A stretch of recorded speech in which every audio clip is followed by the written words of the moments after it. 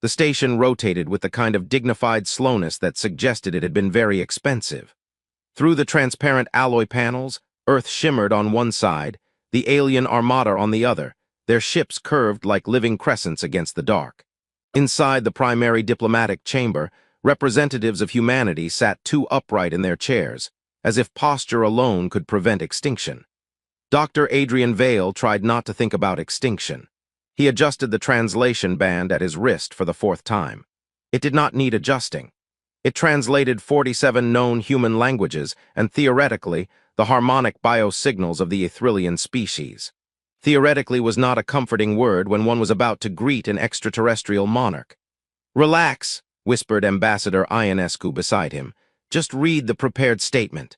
Adrian nodded. He had memorized it. He could recite it backward. He could probably recite it while on fire. None of that helped the fact that his mouth had gone dry enough to qualify as a desert ecosystem. The chamber doors parted without sound. She entered, not floating, not glowing, simply walking with a composure that made gravity seem like a polite suggestion. She resembled a human woman in form, tall and poised, but her ears were long, elegantly tapered, arching slightly backward in smooth curves that caught the chamber light like polished ivory. They moved subtly, expressively, as though listening to frequencies no human could perceive. Her gaze swept the room with calm precision. Adrian forgot the first line of the speech. Her mantle shifted in faint waves of color, responding to her internal bioelectric field. The translation band vibrated lightly, syncing. Around her, her delegation stood in symmetrical formation, their eyes reflecting ambient data streaming invisibly through the air. The silence thickened. Adrian stood when he was supposed to. That was good. He inhaled, also good. He opened his mouth. "We welcome you," he began, and then she looked directly at him, not through him, at him. Her eyes were silver, layered, as if depth extended farther than space itself. He felt scanned, measured, politely dissected. His brain, previously functional, performed a dramatic shutdown. And in the vacuum where diplomacy should have been, something else launched itself instead. "Your breasts are so big." The translation band did not hesitate. It projected the sentence in flawless harmonic tones. The room did not breathe. Someone dropped a stylus. It clattered across the floor with the finality of a coffin lid. Ambassador Ionescu made a small choking sound that might have been Adrian's career flatlining. Adrian's thoughts accelerated wildly. "I am going to be vaporized. I am going to be studied as an example of primitive stupidity. There will be a plaque." Here stood Dr. Vale. Briefly, the Queen did not move, her ears angled forward just slightly. Her mantle shifted from cool indigo to a radiant gold that pulsed once, like a heartbeat. When she spoke, her voice carried layered harmonics, as though multiple versions of her occupied the same syllable. "You acknowledge the amplitude of my form." Adrian considered fainting. It seemed dignified compared to speaking again.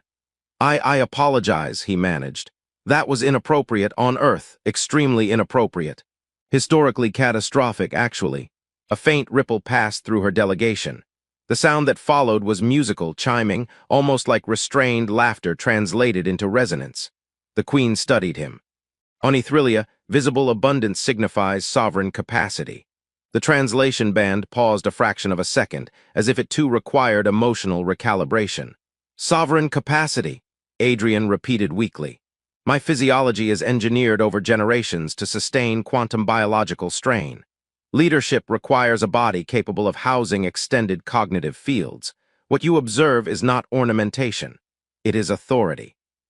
He blinked. "So I didn't just insult you. You identified my supremacy."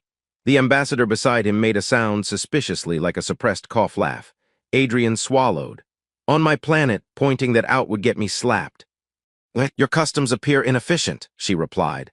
A faint wave of alien amusement echoed again. The tension cracked, not entirely gone, but no longer lethal. Adrian dared to breathe normally. "For the record, I was trying to say you have a commanding presence." "You succeeded," she said calmly. He rubbed his forehead. "That's not how success usually feels." Her ears tilted, reading his micro-expressions. "You experience shame." "Profoundly. Fascinating." The word did not sound mocking. It sounded analytical. Around them, advisors exchanged uncertain glances. The catastrophe they had prepared for had not occurred. No weapons had deployed. No threats issued. Instead, their linguistic specialist had apparently complemented an alien queen's genetic infrastructure. The queen took a measured step forward. The floor beneath her shimmered faintly, responding to her bioelectric signature. Adrian noticed it only because he needed something technical to focus on. "You spoke without calculation," she said. "Was this strategic?" "No," he admitted. "It was panic wearing a disguise." Another ripple of harmonic laughter. "Impulsive candor," she mused. "Among my people, speech is filtered through predictive models. Spontaneity is rare." "Well," Adrian said, regaining a sliver of courage, "we have an abundance of it, unfortunately." Her mantle softened to a warmer hue. "Your error has provided valuable cultural data." "Happy to contribute," he muttered, "though I would have preferred a less anatomical method." She regarded him for a long moment. "You fear punishment." "Yes, there will be none." The chamber collectively exhaled. "To acknowledge sovereign markers is to affirm hierarchy," she continued. "You have shown deference, albeit inelegantly. I have never been so relieved to be inelegant." A pause stretched between them, but it no longer felt sharp. It felt curious. "Dr. Adrian Vale," she said, reading his identification from the data stream. "You will remain as primary liaison." Ambassador Ionescu turned to him with eyes wide enough to qualify as astronomical. "I will," Adrian squeaked. "You have demonstrated a capacity for unscripted truth," the Queen replied. "This may prove efficient." He hesitated. "With respect, Your Majesty, I also demonstrate a capacity for social disaster. Then our exchange will be instructive." The faintest upward curve touched her lips. Not quite a smile, not entirely not a smile. Outside, Earth continued its slow rotation, unaware that its fate had pivoted on a sentence no diplomat would ever approve. Adrian straightened, heart still racing but no longer in mortal terror. "In that case," he said carefully, "welcome to shared orbit."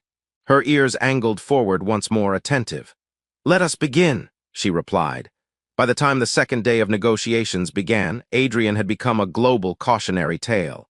He learned this from the station's AI. "You are currently trending in 72 nations," the AI informed him cheerfully through his wristband. "That's not good, is it?"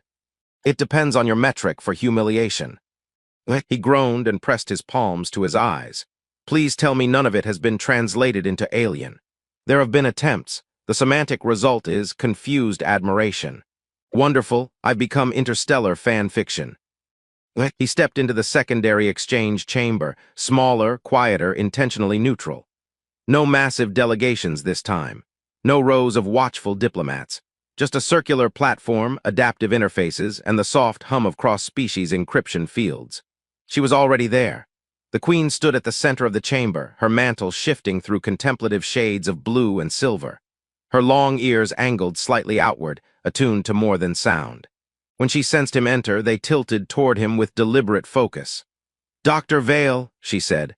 "Your Majesty," he replied, attempting a bow that was respectful without looking like he'd dropped something. "I have reviewed your planetary data networks," she continued. "You have become an icon." That is the worst sentence anyone has ever said to me. Her ears flicked back briefly, amusement. "Your species processes discomfort through humor." "We process everything through humor. It's either that or screaming. Both appear efficient." He allowed himself a small smile. "I'm glad you called for a smaller meeting. This exchange requires fewer observers," she said. "Your previous statement has generated curiosity within my council." He winced. "I was hoping we'd all collectively forget it. On the contrary, it has opened a valuable discourse." She gestured subtly, and a translucent field of light rose between them, displaying layered biological schematics. Adrian blinked as alien anatomical diagrams rotated in slow precision.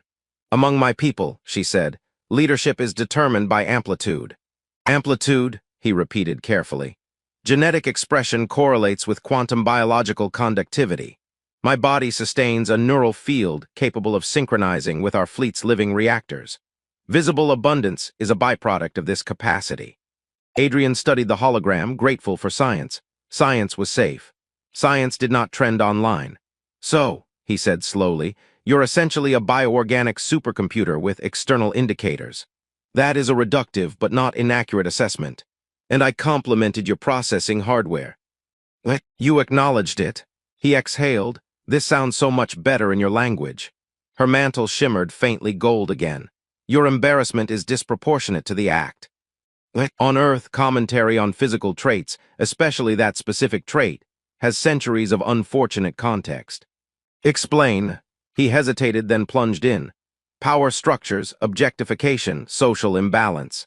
Humans are complicated. I am aware, she said calmly. Your historical archives are turbulent. That's one word for it. She stepped closer to the projection. The chamber adjusted its gravity almost imperceptibly to her preference. Adrian felt the shift and compensated awkwardly. You compensate poorly for gravitational fluctuation, she observed. I compensate poorly for most things. Her ears angled forward again, attentive. Your impulsive statement, was it driven by attraction? Adrian choked on nothing, direct as always. Precision reduces error. He ran a hand through his hair. It was driven by panic, and possibly awe, mostly panic. Awe, she repeated as though cataloging it. You're the first extraterrestrial monarch humanity has ever met, he said. There was bound to be brain failure. She considered this. Your neural scans during the event show elevated stress hormones and rapid cognitive fragmentation. You scan my brain, only peripherally. Of course, a soft harmonic sound escaped her. Alien laughter again, subtle but unmistakable. Your species displays emotional transparency, she said. It is inefficient but compelling. That's the nicest insult I've received this week. I do not insult. Write efficient observations. The projection shifted, now showing a schematic of one of her fleet's vessels, an enormous crescent structure grown from layered bioalloys. Our ships, she said, respond to my neural field. In crisis, I amplify their output. And your body can handle that because of your amplitude. Yes, he folded his arms, thinking. So when I made that comment, I was unknowingly acknowledging your ability to power a fleet. Correct. He let out a long breath. That might be the most educational humiliation in history. It has reduced tension between our delegations, she added. Laughter alters negotiation dynamics. Wait, he said slowly. You let it stand because it helped. I allowed the moment to evolve. That's diplomatic genius. It is observation. He studied her for a moment, the humor fading into something more thoughtful. Does anyone speak to you without calculation? Her mantle dimmed slightly, shifting toward Violet. Few, she answered. Doesn't that get lonely? The word lingered. Her ears lowered a fraction, not in weakness but in contemplation. Leadership isolates. Reverence is not companionship. He nodded. Yeah, we're not so different there. You are not sovereign, she said. No, but I've been the smartest person in a room before. It creates distance. She regarded him more closely now, not scanning, not measuring, simply observing. You speak to me without fear now, she noted. I'm still terrified, he admitted. I'm just used to it. Another soft ripple of harmonic amusement. You are unusual, Dr. Vale. I've been told that. Usually not by alien royalty. She deactivated the projection with a gesture. The chamber lights softened. Your impulsive honesty, she said, has disrupted predictable interaction models. I find this advantageous. That's a relief, he said. I'd hate to be remembered as the man who complimented a queen into war. That outcome is statistically unlikely.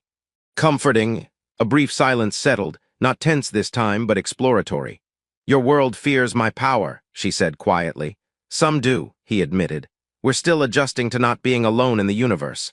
And you, she asked. He met her silver gaze. I'm more curious than afraid. Her mantle brightened just slightly. Curiosity, she said, is a bridge. He smiled faintly. Let's hope it's sturdier than my impulse control. For the first time, the curve of her lips was unmistakable. Then we will continue, she said. And somewhere beyond the station walls, two civilizations recalculated their assumptions, not because of strategy, but because a human had panicked, spoken too honestly, and survived. The warning came without drama. No explosions, no cinematic shaking, just a calm announcement from the station's AI. Gravitational core instability detected, margin of containment failure 12% and rising. Adrian blinked at his wristband. 12% is not comforting. Increasing to 14, the AI replied helpfully. Across the chamber, alarms shimmered in silent light. Human officials began speaking over one another. On the far end of the platform, the Queen stood perfectly still, her mantle already brightening as streams of alien data flowed across the air between her and her fleet. What's happening? Adrian asked. Solar flare interference, the AI said. The station's artificial gravity lattice is desynchronizing.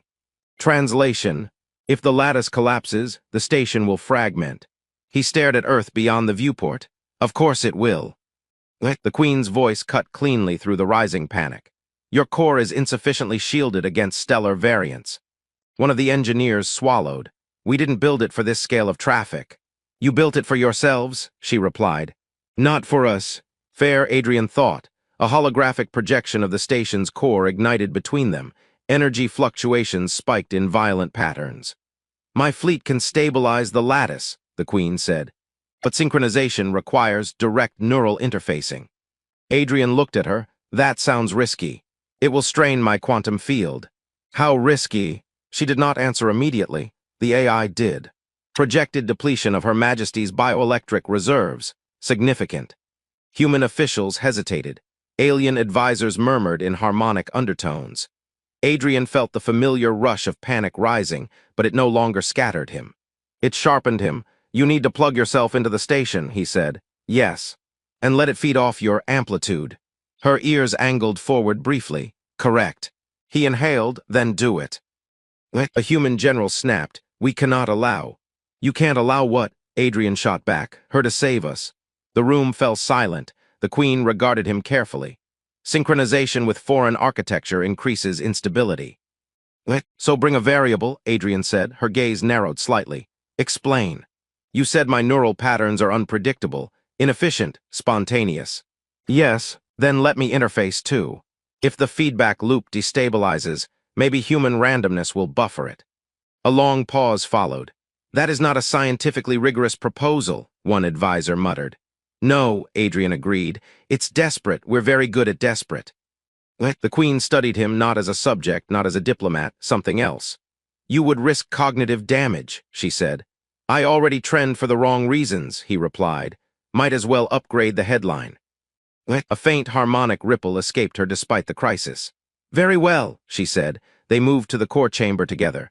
The energy field pulsed violently, gravitational vectors twisting in visible arcs. Adrian swallowed hard. Still think this is a good idea? He asked. No, she said calmly, but it is necessary. Story of humanity. She stepped into the nexus first. Light flared as her mantle blazed white gold, her neural field expanding outward. The station's systems responded instantly, stabilizing slightly under her influence. Adrian followed, his wristband linking into the interface lattice. A surge of sensation hit him, alien memories, genetic echoes, star maps embedded in instinct. He nearly staggered. Focus, her voice resonated inside his mind now, layered and immense. I'm focusing, he thought back, mostly on not passing out. Their neural fields touched, human unpredictability colliding with alien precision.